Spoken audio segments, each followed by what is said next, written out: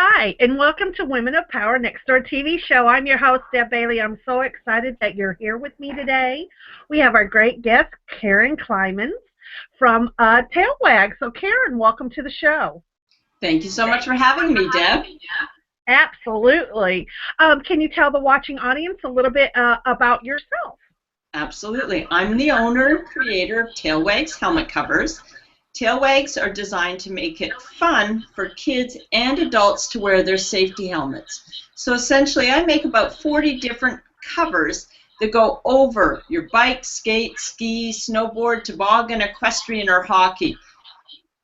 Basically, what we want to do is transform that ugly piece of plastic into something fun and whimsical. So for little girls who want to be a princess or a unicorn or a ladybug or a bunny rabbit, and for little boys who want to be a superhero or a dinosaur or a tiger, we can do any of that. Wonderful.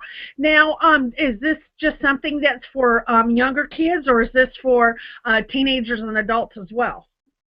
Absolutely, for people of all ages. I mean, adults keep saying to me, Karyn, we want to have fun too. You know, women and men hate those ugly pieces of plastic as much as children do. For adults, the motivation is a bit different than it is for children. For children, it's all about imaginary play, pretend and imaginary play. But for adults, it's about making a statement and certainly being a lot more visible. Key to safety is being visible on the roads, etc. If a driver sees you, they're not going to hit you. They may hit that telephone pole, but we really don't care about the telephone pole. We care about making sure you're safe as a rider. For teens, it's all about being cool. Absolutely. Right. You know, or cool, or the latest words, it's sick. Yep. Or it's epic. It's got to be sick or epic, and then they love it. So we've got a few sick helmet cover designs as well. Wonderful. Now, I've seen the ones that some of the guys wear that have the big mohawk, the red mohawk thing. Is that something that you guys do as well? Oh my gosh, we have everything from spiky mohawks and some, you know, ridiculous things hanging off the sides, etc. But we also have the ones that are just plain cute. I mean, most moms, let's face it, don't want to put a 2- and 3-year-old in a skull and crossbones. There are some, of course, or you know, something mohawky, spiky, something cute and adorable, like a little doggy with ears that flop in the wind and a tail that will wag nonstop. Or, you know, bunny ears that will flop up and down while they're on their tricycle or tobogganing. But we really try to, you know, find something for everybody. With 40-odd designs, we figure we're going to have something for every different personality in your family and friends. Well, that's good. That's good. So a great diverse choice. That's great. Now, do you design these yourself and manufacture them yourself? I do all the design. It's my favorite part of the business. It's really why why I got into this. I have a costume design and teaching background, and the costume design is what turns my crank. So, you know, getting out there and looking for new fabrics. I mean, I got to tell you, my new green dinosaur, when I saw that reptile-y, shiny green and black, you know, scaly looking thing, I was so excited. Same with my new unicorn fabric. It's this lovely, glittery, sparkly, rainbow colored. I mean, I knew as soon as I saw it that there was no little girl that wouldn't be like, oh, I want that unicorn, you know. So, you know, the design is my favorite part. I'm not willing to share that aspect of the business. I mean, the business has grown so much that, yes, of course, I have to have extra sewers helping me now. I can't possibly do it all. And besides, it gets a little tedious after you've sewn on hand sewn on thousands and thousands of eyeballs. I can't tell you how many I've done in my or how many bunny tails, like little pom-poms that made individually one at a time. So extra sewers. And the other, I know you're shaking your head in bewilderment, going, how have you done it? Yes, that is just so not me. I don't even sew a pair of socks. I look at hubby and say, we're going to Walmart. Well, you know, the darn thing is my son has been after me this weekend because a button popped off his shirt. And, you know, it's like, man, all I need to do is go down into my little sewing kit and find one of those little fancy shirt buttons and sew it back on. It will take me all of a minute to do it, right? But it's stand in line with everything else that needs to be done around here. It's crazy, right? But anyways, just the nature of being an entrepreneur. Absolutely. That part I understand. You're on call 24/7, no matter what the situation pops up. Always. Totally get that.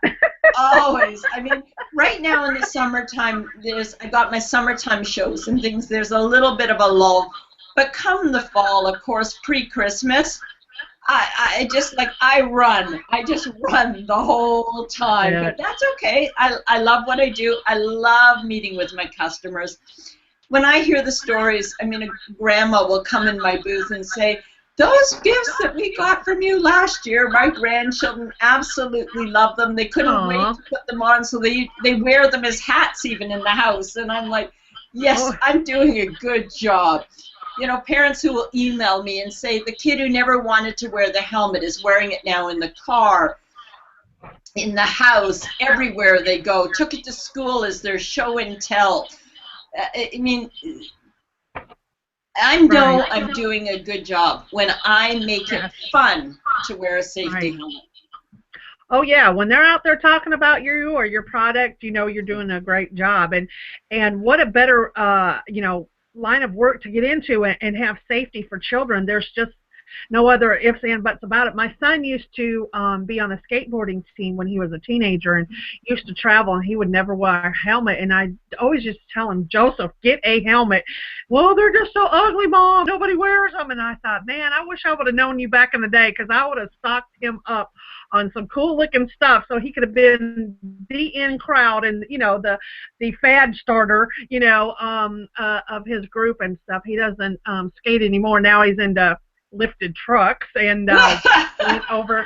Now he does. He went this weekend to another truck show. He's always winning awards. He has these big old monster trucks, and they're huge. I miss the days when he was into bicycles and skateboards, and you know, he's just progressed into these big trucks where now if he has to take Mom to the store, he has to pull down into our front ditch and then get the ladder and push Mom up into the truck. So they're huge.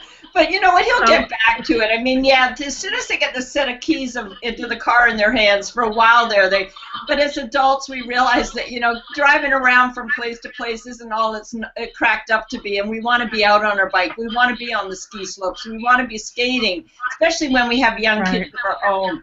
You know, an active lifestyle is so critical. But just back to that skateboarding and teens, I cringe when I go by these skateboarding parks and I see these kids doing these flips and this and that. The problem, you know, at that age is teens think they are invisible. Invincible, sorry. Sometimes I wish teens were invisible. Invincible. And they're not. And I keep telling them, it's 30 seconds, and in 30 seconds your life changes forever. I mean, you go visit a rehab hospital or just even the local emergency and talk to some of the healthcare professionals, and they'll tell you that rollerblading and skateboarding, whatever, the number of injuries, not just broken bones can heal. I'm not as worried about broken bones. I'm worried about injuries to the head, because the brain, you know, when you have brain damage, that's irreversible, and no amount of Band-Aids, etc., are going to help you. And so when these teens actually see some of their own peers who have been, you know, their life has changed, that now they need somebody to wipe their bottoms or spoon feed them, etc., I mean, it really drives home the point. So I spend a lot of time just advocating for helmet safety awareness. My mother's against naked riding, and that's the campaign that I created, and it's intentionally designed to catch your attention. What do you mean? What's this about naked riding? What the whole campaign is we don't care what you wear from the neck down. We just want a helmet on your head. So essentially, the hashtag in Facebook and Twitter is Stop Naked Riding. And again, it has nothing to do with the clothes on your body. I really don't care. You want to ride butt naked on your bike, you go right ahead. But I want to see a helmet on your head. That's really great. You know, here in Arkansas, there's no helmet laws for motorcycles. And a few years ago, Hot Springs is where I live, and it's in the mouth of a volcano, and there's hills and mountains all around me. And we were traveling to go to Little Rock for an event, my husband and I, and friends of ours, and this motorcycle passed us, and I thought to myself, he's going to crash. And we no more got up the road, probably a mile or two, if even that, and sure enough, he had hit the asphalt, and it just ate him up. And I'm not sure what happened. I called the ambulance. You know, nobody, of course, it's been a while, so it's when cell phones first came out. And, all I could think of was, my gosh, I hope he's all right. He didn't even have a helmet on his head. But that's the way the Arkansas state law is. It's up to you if you want to have a helmet or not, because it's not required. And I thought, what a stupid law. It really is. I mean, I mean, in Canada, it's absolutely required. You're on a motorcycle or any kind of motorized vehicle, etc., put a helmet on your head. We have certainly mandatory bike helmet laws for kids and youth, but why not adults as well? It's the number of people who die every year, and it doesn't even hit the media. I mean, there was not too long, well, just, you know, last summer, somebody was on their bike, believe it or not, holding their grocery bags on their bike handlebars, okay? No helmet, got the front wheel stuck in a streetcar track, up and over, died instantly. And this is the one out of hundreds that hit the media. This is happening over and over and over again. Just Google your stats for bike and skiing. Look at Natasha Richardson. I mean, on a bunny hill. My son was at Mount Tremblant the same time she was when that accident occurred and she died. And he went skiing over there with his buddies, and he said, "Ma, it was a bunny hill. It was nothing. There was no trees, no ice, no nothing." And it goes to show you how fragile really our brains are. I just got to go back to your motorcycle story. I mean, this one is, there was a protest in New York about helmet safety laws for motorcyclists. And this parade of hundreds of motorcyclists all not wearing helmets. Well, one of these guys lost control of his motorcycle, toppled, hit his head, died instantly. You know, and I just keep coming back to that because I wonder now what his buddies in that parade are saying. Do they still think it's smart not to wear a helmet? I mean, how difficult it is. So what? You're gonna get a bit of helmet hit. Big deal. That's better than splattered brains on the sidewalk. It's such a simple thing to do. And, you know, it just doesn't make sense to fight it. Just put the helmet on. When you don't like the helmet, fine. Come up with a creative, crazy look that, you know, suits your personality. My company will help you with that. No problem. That's right. That's right. Do you do custom orders then? No. You know what? Custom orders, it's just the amount of time I invest in each design. And of course, I don't buy fabric by the yard. I buy it by the hundreds of yards. So I go in and I buy in bulk, like huge, huge, huge bolts of fabric. So for me to cut one individual, I mean, certainly if you've got, you know, a couple hundred people in a team ride for Ride to Conquer Cancer or some of these other events, or there's a corporate event and you want a corporate look, sure, let's talk. But the numbers have got to be there. And that's why, you know, I don't just offer 5 or 10 different designs. I offer on an ongoing basis 40 odd designs, because surely You know, there's always the big stinker skunk in the crowd, or the, you know, the kitty cat. Certainly the fairy princess. I mean, I'm not just talking about little girls here. There are some adult women who love my fairy princess. You know, I even have a bridal helmet cover. Oh, that'd be cool. Yeah, I had a bride once from the U.S. call me saying that she was riding off into the sunset on her Harley Davidson, and she was wearing her white leathers, but she wanted to feel more bride-like. So I thought, oh, I can do this. And it's gorgeous, honest to God. It's got hand-sewn little rosebuds with the long tulle flowing behind it. In every single rosebud, I've hand-sewn a Swarovski crystal.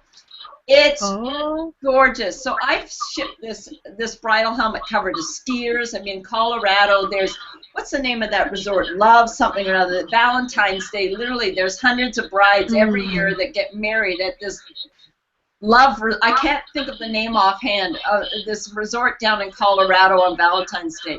I've shipped it to Italy. I've shipped it to whatever. So, you know. Wow.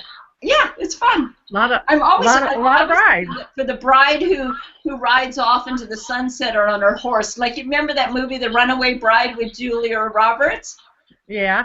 I'm waiting for the bride to phone me up for the bridal helmet cover on that one. So there you go.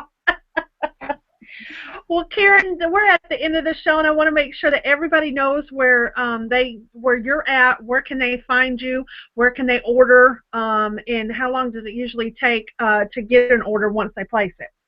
Okay, so my web address is www.tail,